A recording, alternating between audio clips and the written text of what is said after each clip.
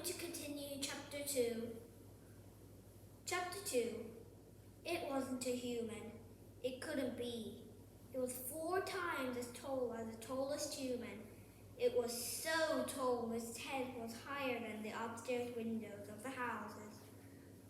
Sophie opened her mouth to scream, but no sound came out.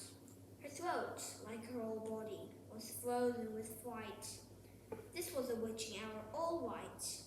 The tall black figure was coming her way. It was keeping very close to the houses across the street, hiding in the shadowy places where there was no moonlight. On it came, nearer and nearer, but it was moving in spurts. It would stop and then move on. Then it would stop again. What on earth was it doing? Aha! Sophie could see now what it was up to. It was stopping in front of each house. It would stop and peer into the upstairs window of each house in the street. It actually had to bend down to peer into the upstairs windows. That's how tall it was. It was much closer now, and Sophie could see it more clearly. Looking at it carefully, she decided it had to be some kind of person. Obviously, it was not a human, but it was definitely a person. A giant person, perhaps. Sophie stared hard across the misty moonlit street.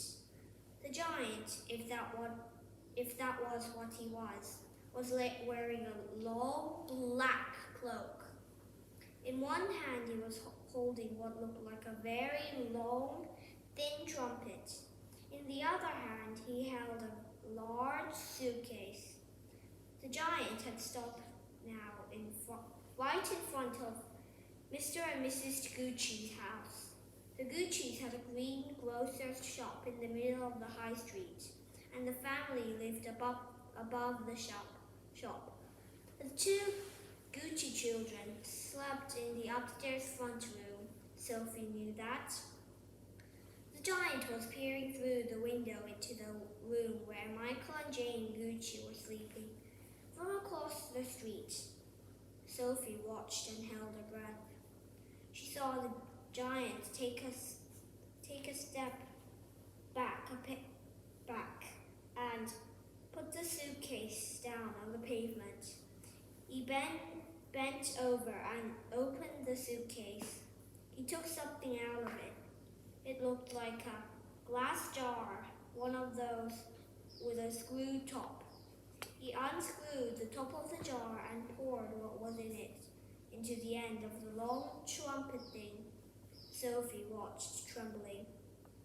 She saw the giant straighten up again, and she saw him poke the trumpet in the open upstairs window of the room where the Gucci children were sleeping. She saw the giant take a deep breath, and woof, he blew.